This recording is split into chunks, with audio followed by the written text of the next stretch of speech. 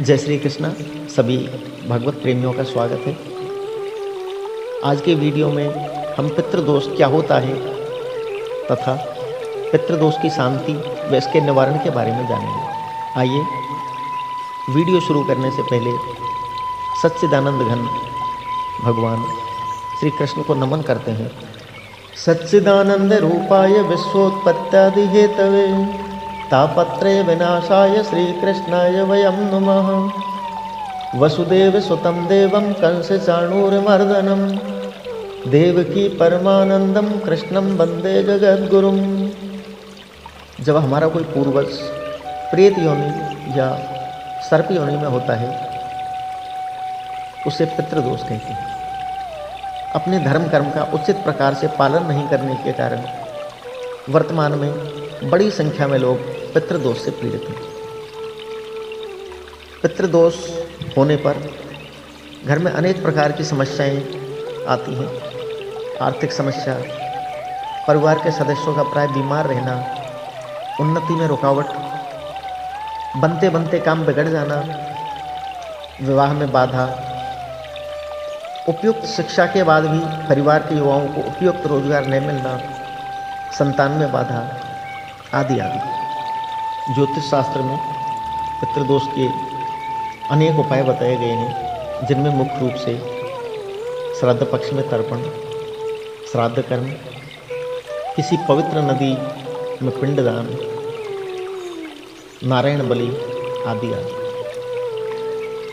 आज मैं आपको एक बहुत ही सरल व शीघ्र फलदायी उपाय बता रहा हूँ। यदि आप इसे निरंतर श्रद्धा भाव से करेंगे तो बहुत जल्दी वे बहुत अच्छे परिणाम मिलेंगे। पितृदोष की शांति होगी।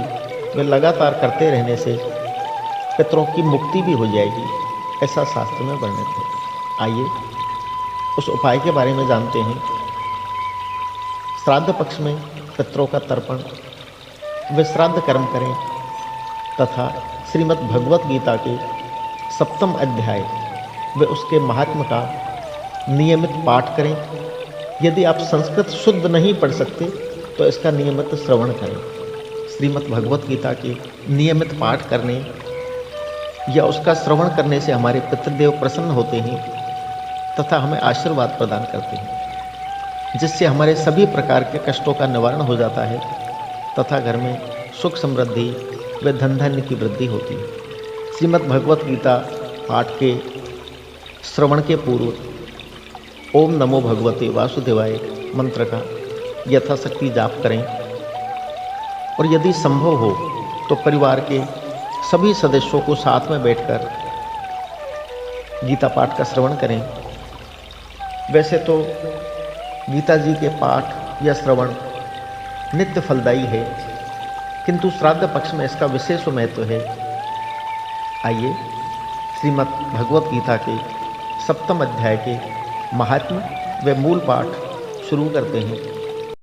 सभी भगवत प्रेमी बंधु वीडियो को सुनने के बाद लाइक व शेयर करें तथा चैनल को सब्सक्राइब करें, जिससे कि आगे आने वाले भक्ति व ज्ञानपूर्ण वीडियो का नोटिफिकेशन आपको प्राप्त हो सके तथा आप सबसे पहले वीडियो देख सकें। ओम नमो भगवते वासुदेवाय।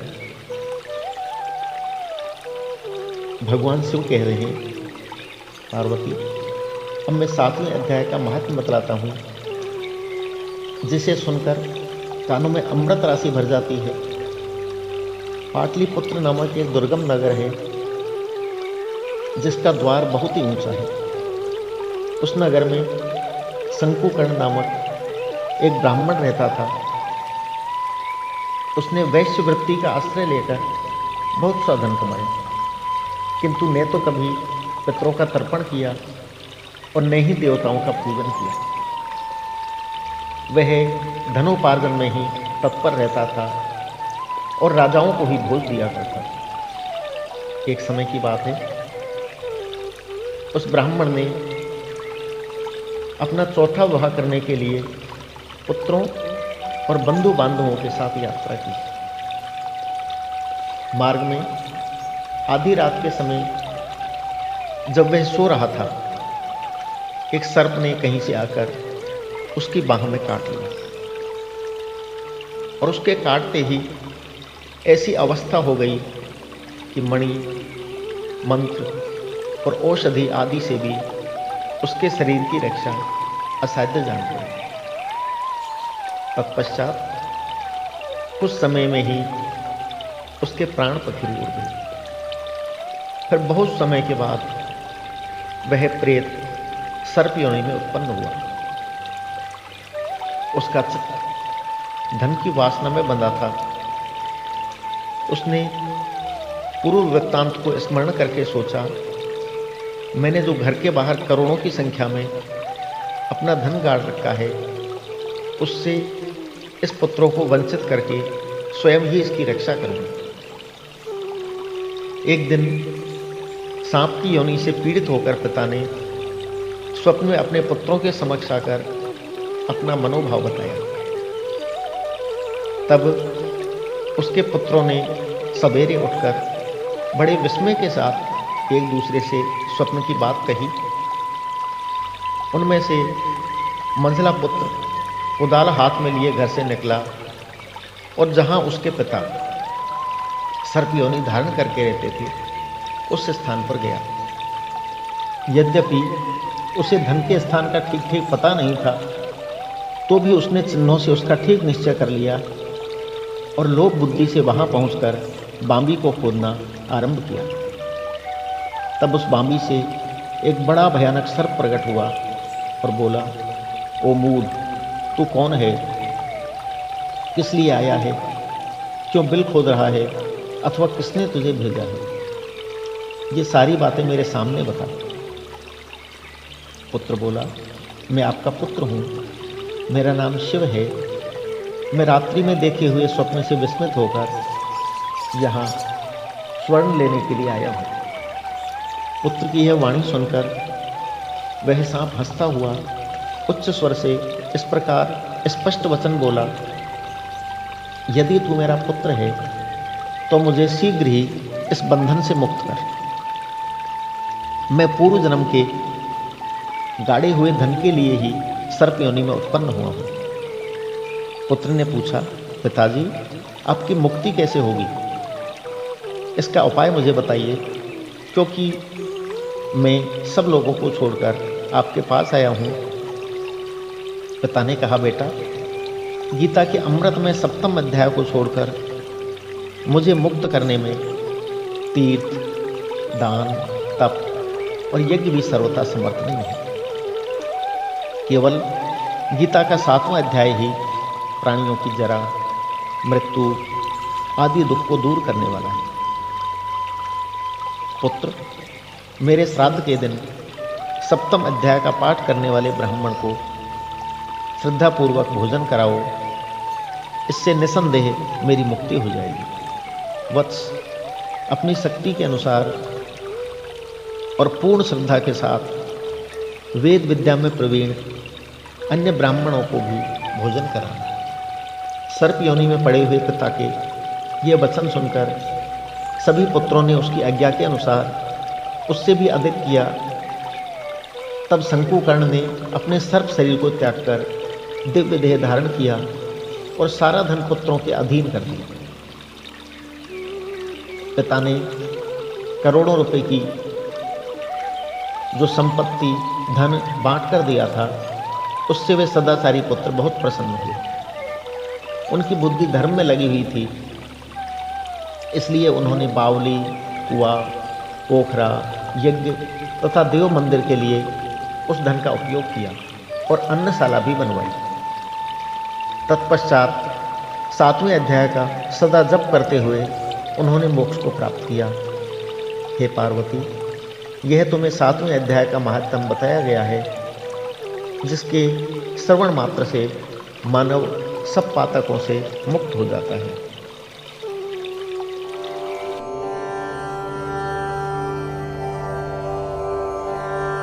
ओम श्री परमात्मने नमः।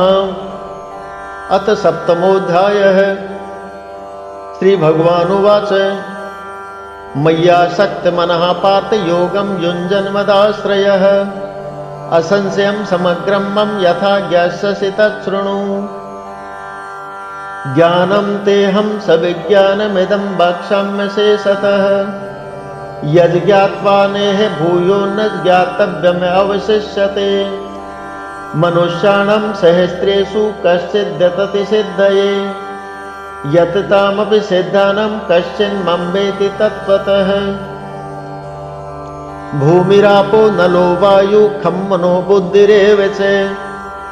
अहंकार इति यं मे भिन्ना प्रकृतिरष्टधा। अपरेयमितस्त्वन्यं प्रकृतिं विद्धि मे परम्। जीवभूतं महाबाहो ययेदं धार्यते जगत्। एतद्योनीनि भूतानि सर्वाणि तुपधारय। अहं कृत्स्नस्य जगते प्रभवे प्रलयस्तथा। मत्तः परतरं नान्यत् किञ्चिदस्ति धनञ्जय। मयि सर्वमिदं प्रोतं सूत्रे मणिगणा इव। रसोऽहमप्सु कौन्तेय प्रभास्मि शशिसूर्ययोः। प्रणवः सर्ववेदेषु शब्दः खे पौरुषं नृषु।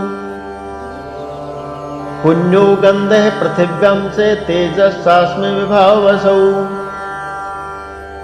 जीवनं सर्वभूतेषु तपश्चास्मि तपस्विषु। बीजं मां सर्वभूतानां विद्धि पार्थ सनातनम्।